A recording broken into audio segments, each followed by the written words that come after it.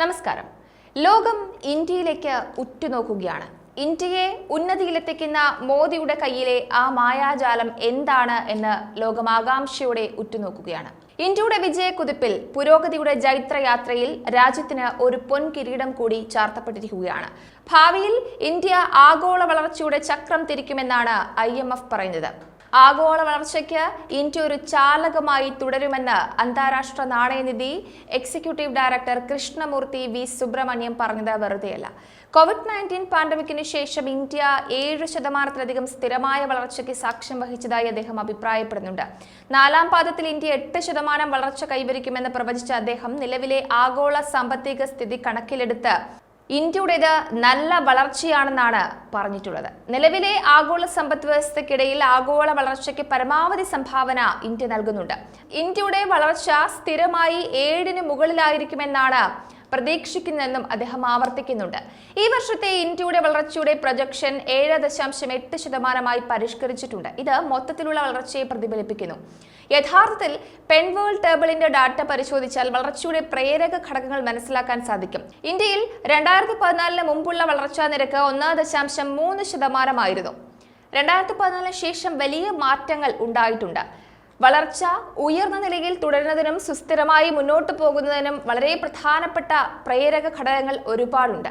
2023-24 സാമ്പത്തിക വർഷത്തിലെ ഒക്ടോബർ-ഡിസംബർ പാദത്തിൽ ഇന്ത്യയുടെ GDP 8.4% വളർച്ച നേടിയിട്ടുണ്ട്. രാജ്യം അതിവേഗം വളരുന്ന സമ്പദ് വ്യവസ്ഥയായി തുടരുന്നു എന്നതിന്റെ തെളിവുകളാണിതൊക്കെയും. ഏപ്രിൽ, ജൂൺ, ജൂലൈ, സെപ്റ്റംബർ എന്നീ 2 പാദങ്ങളിൽ ഇന്ത്യൻ സമ്പദ് വ്യവസ്ഥ 7.8%-ും 7.6%-ഉം വളർച്ച കൈവരിച്ചിട്ടുണ്ട്.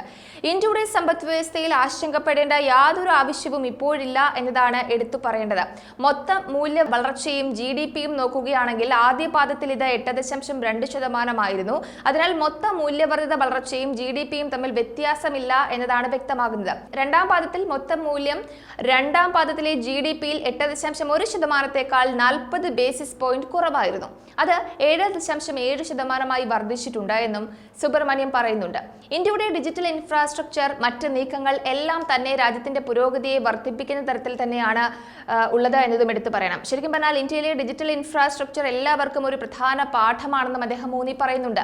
ഇന്ത്യയിൽ ഡിജിറ്റൽ ഇടപാടുകൾ മികച്ച രീതിയിലാണ് നടക്കുന്നത്. അടിസ്ഥാനപരമായി സംഭവിച്ച ഡിജിറ്റൽ പേയ്മെന്റുകളുടെ വ്യാപകമായ ഉപയോഗം ഇന്ത്യയിൽ കാണാൻ കഴിയും.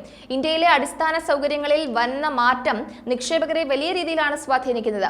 ഡിജിറ്റൽ ഇൻഫ്രാസ്ട്രക്ചറിനെ കുറിച്ചുള്ള അറിവ് മറ്റ് രാജ്യങ്ങളുമായി പങ്കിടാൻ ഇന്ത്യ തയ്യാറാണെന്ന് പ്രധാനമന്ത്രി നരേന്ദ്രമോദി ഈ അടുത്ത് പറഞ്ഞിരുന്നു. ആഗോളതലത്തിൽ പണം അയക്കാൻ ഡിജിറ്റൽ ഇൻഫ്രാസ്ട്രക്ചർ ഉപയോഗിക്കുന്നത് സമയം കുറയ്ക്കാനും വലിയ കാര്യക്ഷമത നേടാനും കഴിയുമെന്നാണ് അദ്ദേഹം പറഞ്ഞത്. വികസിത സമ്പദ് വ്യവസ്ഥകൾ ഉൾപ്പെടെ എല്ലാ രാജ്യങ്ങളുമായും ഇതിൽ നിന്നുള്ള അറിവ് യഥാർത്ഥത്തിൽ പങ്കിടുന്നതിൽ ഇന്ത്യ കൂടുതൽ സന്തുഷ്ടരാണെന്നാണ് ഇന്ത്യൻ പ്രധാനമന്ത്രി പറഞ്ഞത്. ഇന്ത്യൻ സമ്പദ് വ്യവസ്ഥയുടെ വളർച്ചയെ അഭിനന്ദിച്ച IMF പ്രതിനിധി ഇന്ത്യൻ സമ്പദ് വ്യവസ്ഥ വളരെ മികച്ച രീതിയിലാണ് മുന്നേറുന്നത് എന്ന് ഊന്നി പറയുന്നുണ്ട്. അതുപോലെ തന്നെ ബംഗ്ലാദേശും ശ്രീലങ്കയും IMF പ്രോഗ്രാമുകളുടെ ഭാഗമാണ് എന്നും ഈ രാജ്യങ്ങൾ ധാരാളം പരിപാടികൾ നടപ്പിലാക്കുന്നുണ്ടെന്നും അദ്ദേഹം എടുത്തു പറഞ്ഞു. എന്തായാലും ഇന്ത്യൻ സമ്പദ് വ്യവസ്ഥയുടെ മൊത്തത്തിലുള്ള അവസ്ഥയുടെ കാര്യത്തിൽ ഇന്ത്യ വ്യക്തമായും ഒരു നക്ഷത്രമാണെന്നാണ് IMF പ്രതിനിധി പറഞ്ഞത്. അപ്പോൾ ഇനിയും ഇന്ത്യൻ സമ്പദ് വ്യവസ്ഥ വളർച്ച തുടരട്ടെ, ലോകമൊട്ടുക്ക് ഇന്ത്യയുടെ ഖ്യാതി പടരട്ടെ. ന്യൂസ് ഡെസ്ക് ഈനാട് മലയാളം.